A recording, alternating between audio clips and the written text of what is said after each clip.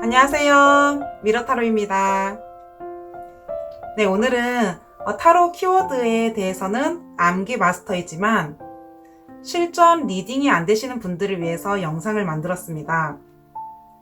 우리가 처음 다 타로를 시작했을 때가 있을 텐데요. 타로 시작을 보통 뭘로 하시나요? 책으로 배우신 분들도 있고 평생교육원에서 배우신 분들도 계시고 또 이제 뭐 지인이라든지 아니면 온라인 강의를 통해서 접하시는 분들도 계실 건데 보통 공통적으로 처음에 배우는 것이 바로 키워드입니다. 타로의 키워드를 접하고 외우고 그림을 보면서 이해를 하는 그런 과정들을 통해서 우리가 타로를 배우게 되는데요. 그렇게 배우는 기간 동안에 많은 시간들이 흘렀지만 다 외우고 나서도 리딩이 잘 안 되시는 분들이 굉장히 많으세요. 그래서 뭐 타로 관련된 카페에서도 보면은 이제 초짜인데 리딩이 안 된다고 해서 리딩 도움을 요청하는 경우도 참 많으시고 서로 스터디나 모임을 만들어서 리딩 연습을 하시는 분들도 참 많으십니다. 그만큼 키워드를 공부하는 것은 쉽지만 그것을 가지고 해석하고 리딩하는 것은 굉장히 많이 어렵다는 것이죠. 그런데 만약에 타로 공부한 기간이랑 상관없이 바로 해석을 할 수 있는 방법이 있다면 여러분들 어떻게 하시겠습니까? 한번 배워볼 만하지 않을까요? 오늘 실전 리딩이 조금 힘드신 분들이라면 끝까지 영상을 봐주시기 바랍니다. 저도 타로 처음 접했을 때가 있었는데 경험담을 조금 말씀을 드리자면요. 저는 타로에 관심은 있었지만 제 의지로 학원에 갔다기보다는 지인분이 타로 평생교육원 가입하고 돈도 내고 스프레드 천도 사고 타로도 사고 모든 걸 갖추고 나서 첫날에 일이 생겨서 수강을 못하게 됐어요. 그래서 저한테 한번 배워보지 않겠냐 해서 저는 웬 떡이냐 했죠. 그래서 정말 우연하게 타로를 배우기 시작했는데요. 정말 몇 개월 동안 3개월 아마 수강이었을 겁니다. 3개월 동안 먼저 기초반을 수강을 했습니다. 그래서 메이저와 또 마이너 아리카나를 열심히 필기하고 쓰면서 공부를 했었고요. 이것을 다 외우게 되면 저는 리딩을 할 수 있을 줄 알았어요. 그런데 수강이 끝나고 나왔을 때 책과 노트는 있지만 해석이 안 됐었습니다. 그래서 내가 학습이 부족하다 싶어서 열심히 필기하면서 공부를 했는데 이게 처음에 제가 공부했을 때 기록했던 노트거든요. 이 노트가 너무 예쁘지 않습니까? 마법사의 노트인데요. 보시게 되면 제가 사진도 붙이고 또 키워드와 내용과 뭐 직업, 건강, 인간관계, 연애 이제 이런 부분들을 나눠서 정리한 키워드입니다. 보실까요? 정말 정성이 대단하지 않습니까? 자, 이렇게 공부하면 전 정말 타로를 잘 하게 될 줄 알았습니다. 그런데 안 되더라고요. 그래서 제가 실전반에 수강을 해서 그 실습하는 또 심화반에 수강을 했습니다. 그렇게 같이 리딩 연습을 하면 될 줄 알았는데요. 여러 가지 스프레드를 배웠지만 혼자 해석을 하라고 하면 잘 안 되더라고요.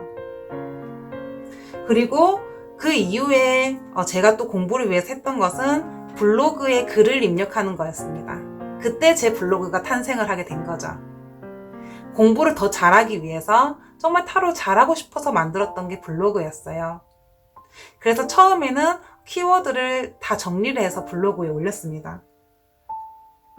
그런데 그렇게 해서 정말 엄청난 시간이 들여서 공부를 했는데요. 리딩이 또 잘 됐을까요? 만족스럽지가 않았어요. 그래서 제가 찾은 스승님이 누구냐면 지금 제 스승님이신 설기문 마음연구소 시몬쌤을 만나게 됐습니다. 제가 그 선생님을 만나면서 버렸던 게 뭐냐면 그 선생님 만나기 전까지 그렇게 열심히 공부했던 이 키워드를 버리게 됐어요.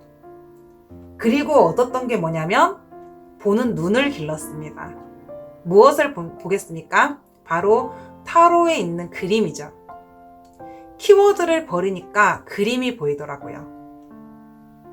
자, 이미지 리딩이 왜 매력이 있는지는 미러타로 1강에 보시면 제가 이미지 리딩의 매력에 대해서 소개를 하고 있습니다. 간단하게 키워드 리딩과 이미지 리딩 제가 두 가지를 다 접했기 때문에 차이를 말씀을 드리자면요.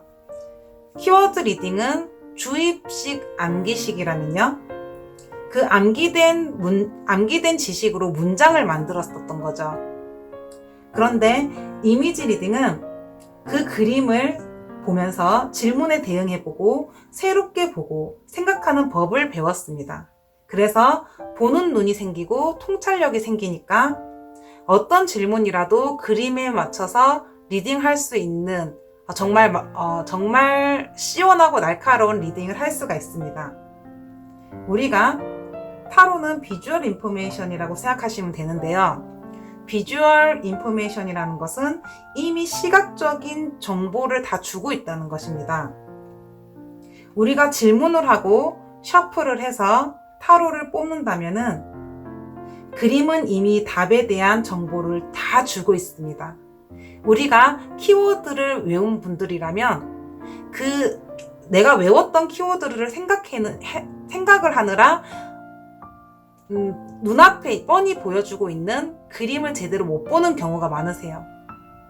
그래서 제가 타로 상담을 하거나 강의를 할 때 많이 듣는 얘기가 뭐냐면 그림에 이런 내용이 있었는지 이제 알았다. 이 그림에 이런 내용이 있네요. 이런 그림이 있네요. 타로를 배우신 분들에게도 그런 말을 참 많이 듣습니다. 한번 예를 들어볼까요? 이 질문은 50대 여성분께서 하셨고요. 작년에 해주셨던 질문인데요. 재미있는 질문이라서 제가 한번 이 사례를 골라봤습니다. 질문은요. 친구가 조합장 선거에 출마합니다. 오늘 후보 번호를 뽑는다고 하는데 본인은 꼭 1번을 뽑기를 소원한다고 합니다. 통에 들어있는 표 중에서 처음으로 감이 오는 표를 뽑으면 1번 후보가 될 수 있을까요? 보통 우리가 상담하면 연애 질문 아니면 직장 질문을 참 많이 받는데요. 이런 질문은 저도 처음 받아보는 거라서 좀 신선했어요. 그런데 왜 이 질문을 가지고 왔냐면요. 평범한 연애 질문이라면 이 나온 카드가 아마 매우 쉬울 겁니다. 리딩하기가요. 그런데 정말 생각지 못한 질문을 받는다면 여러분 어떻게 해석하시겠습니까? 자, 먼저 컵 에이스, 지팡이 시종, 그리고 3개 카드인데요. 우리가 기본적으로 키워드를 알고 있기로는 컵 에이스는요. 사랑의 시작 또는 기쁨이 넘치는 그런 내용이라면 지팡이 시종은 지팡이 일을 상징하기 때문에 일의 시작이라든지 아니면 호기심이 많은 또는 불의 속성을 가지고 있기 때문에 좀 열정과 또 나무니까 성장의 욕구가 있는 이제 그런 사람으로 보기도 하고요. 또 21번 3개 카드는 완성되다, 마무리되다라는 키워드가 있어요. 자, 이 키워드들을 조합해서 첫 감이 오는 표를 뽑으면 1번 후보가 될 수 있을까요에 대한 답을 내리실 수 있을까요? 자, 그럼 이미지 리딩을 한다면 어떻게 해석할 수 있을까요? 자, 통에 표들이 있는데 손을 넣어서 처음으로 감이 오는 표를 뽑았을 때 1번 후보가 될 수 있을까요? 라는 질문이잖아요. 근데 정말 재미있게도 이 컵 에이스 카드는 뭐가 나왔어요? 손이 나왔죠. 그리고 뭐가 나왔어요? 통이 나오고요. 그리고 표가 나오네요. 자, 이 컵을 꼭 감정이라고 생각하지 마시고요. 이 나오는 물을 꼭 감정이라고 생각하지 마시고요. 생각을 한번 전환해 보세요. 질문에서는 무엇을 얘기하고 있습니까?